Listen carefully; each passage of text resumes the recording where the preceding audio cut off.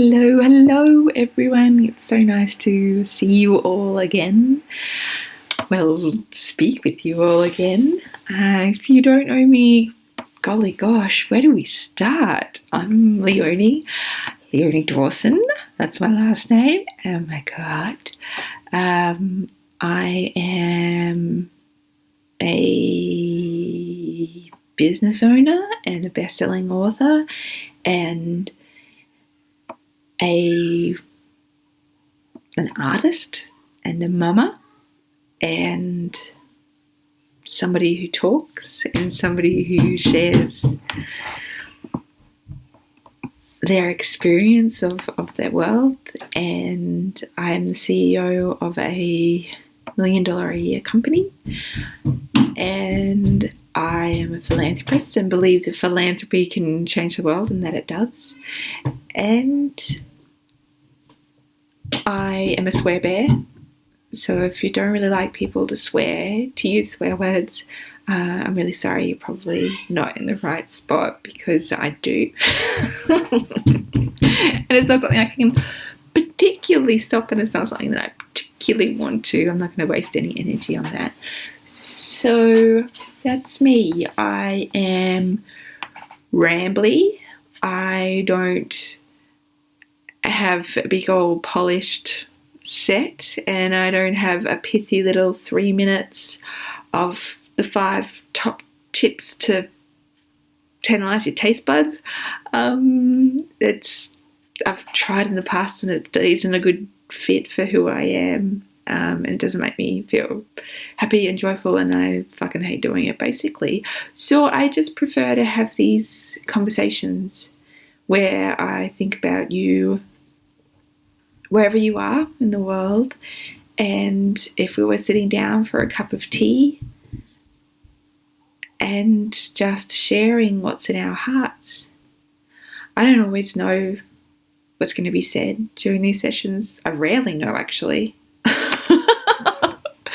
I prefer just to turn up and see what miracles happen, what wants to come out, what wants to be shared, and what wants to be experienced. And I'm always grateful for whatever appears, and I hope and pray that it will be the thing that you need to hear right now, and if it isn't, then that's okay too. And I just want to send you love wherever you are right now.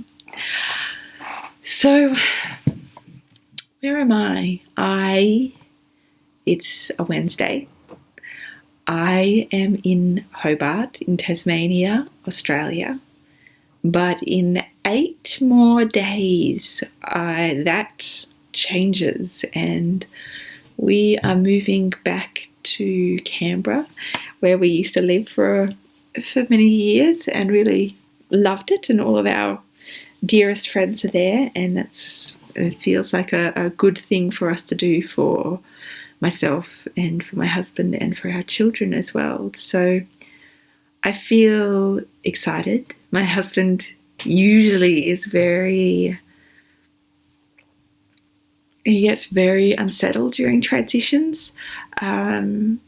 He's somebody who really likes a lot of grounding and a lot of routine, and that's, he likes to feel really solid. So when we move, he can often feel very unsettled and emotional, and this time around he's so much more settled, and it's I think part of it is him coming to terms with how to be settled even when you are unsettled, and also because we are just moving back to a place that we know is gentle and good and loving for us.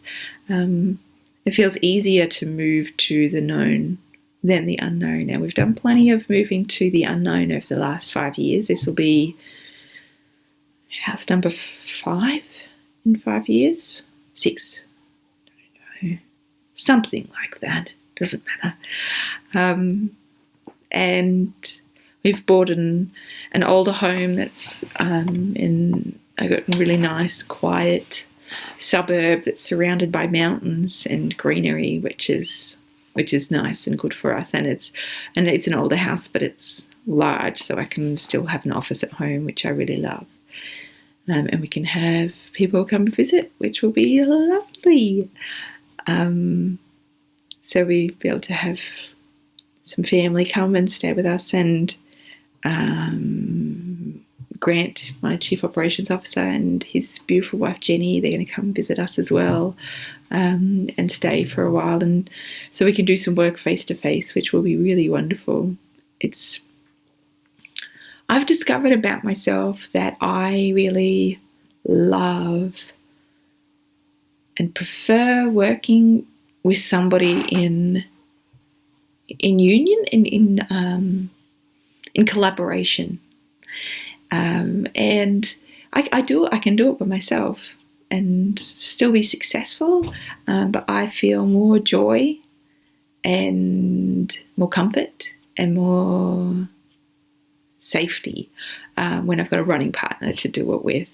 And I've had that in the past, and I have it again now with Grant, which is great, and it just helps me dream even bigger when I don't have to just rely on my own physical energy, which is pretty limited, really. My body's made the way that it's made, and it has certain limitations, and it has more energy than some and less energy than, I don't know, maybe most. I'm not sure.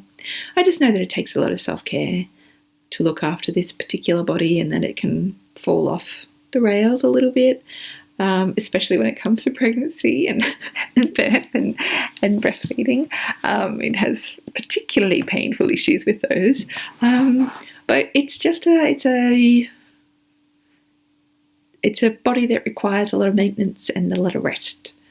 And that's okay, because that's a nice way to even me out, because I'm so hyperactive, really. My brain goes at 100 million miles an hour. Chris said to me at lunch today, what did we have for lunch? I had pea and ham soup, and he had KFC. It was a lovely treat. Let's have some water.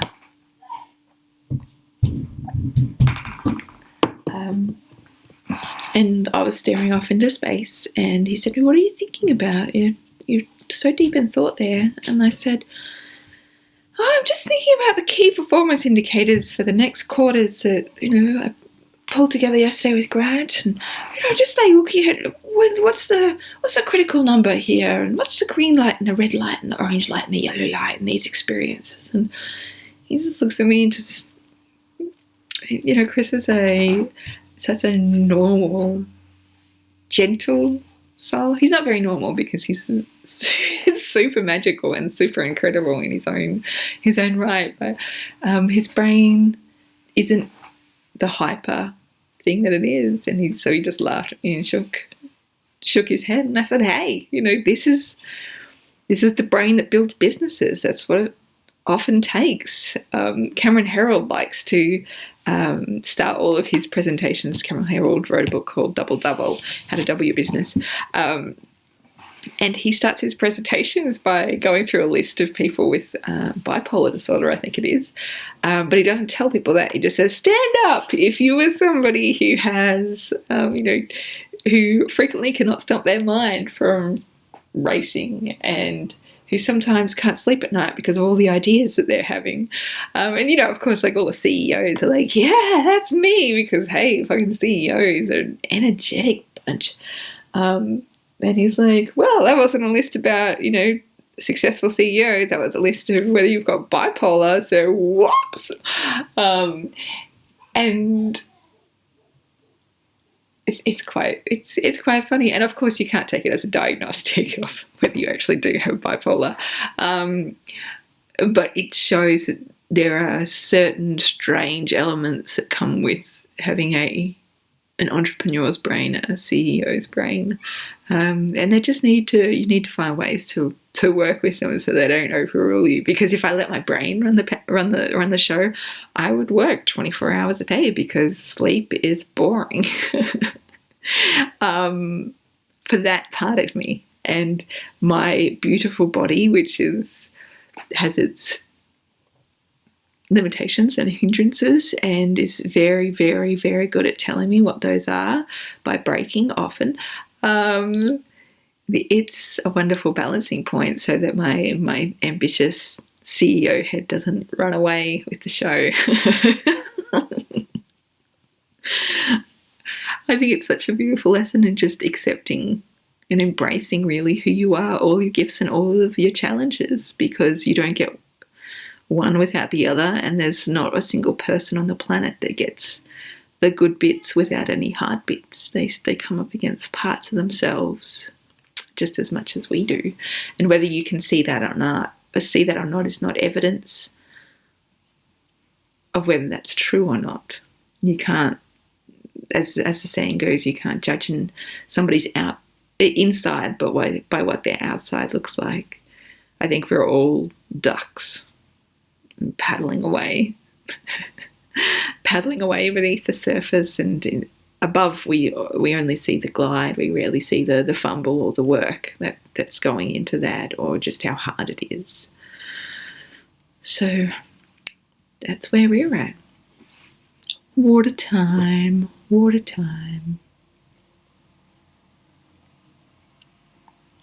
I made some calls earlier this week for new people who signed up to the academy.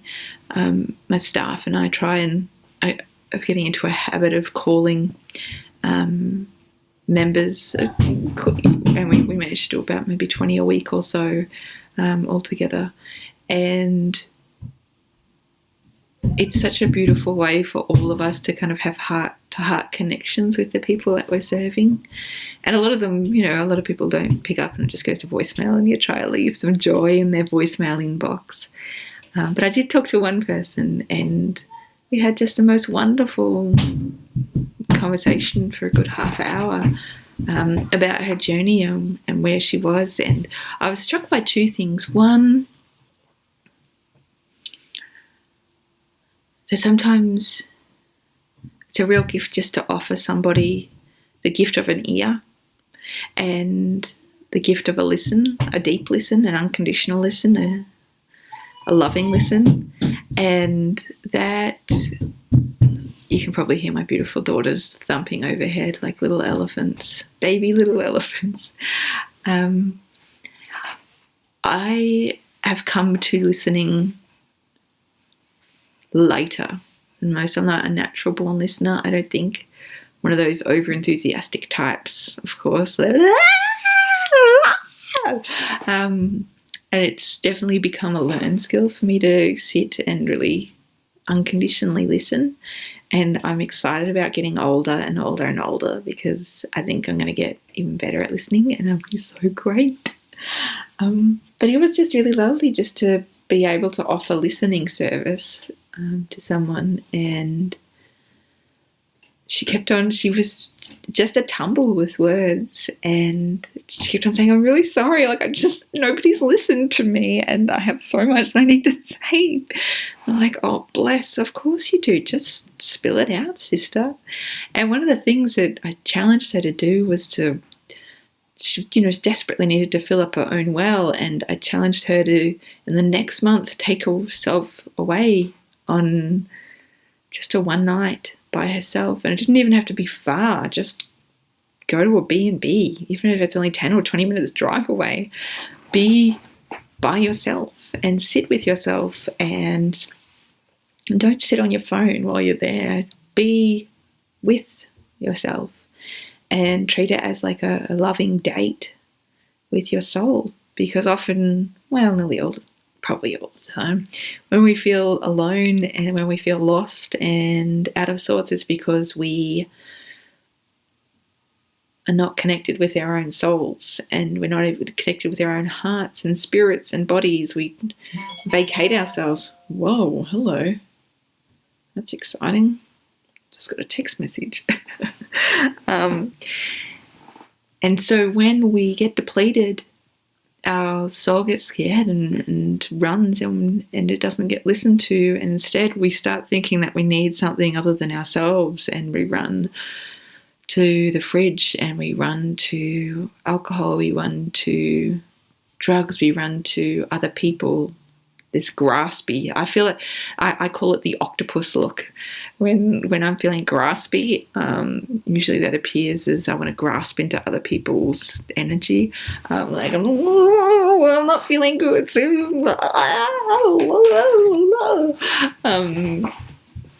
Not to not to hit other people, but to try and like latch, especially under my husband. When I like latch. The octopus look, and we spend all this time running for other people when all we really want is ourselves. And all we really want is that quiet time. And perhaps that's the great lesson of all this world. Maybe all of the pains in this world are created when we're not connected with our own spirits and we're not tending to ourselves, and then we lash out and we hurt others and we try and get each other to fill the holes inside of us, when it's just we are the people that we've been waiting for all along. We are the loves of our lives. We are the dream come true and our very own soulmate. Our own soul, right? Who would have thunk it? And so that's what I'm thinking of today. That's what I'm thinking of today, dear sisters. We were supposed to get some snow today, but it is raining instead. It snowed on Monday and it was such a blessing. I'd never had my backyard filled with snow before, and it was a once in a 30-year event, and it was the most magical thing. I loved it. What an experience just to see the snow falling outside the window, and it dances. It goes up and it goes down, and they dance around each other, and it's hypnotic.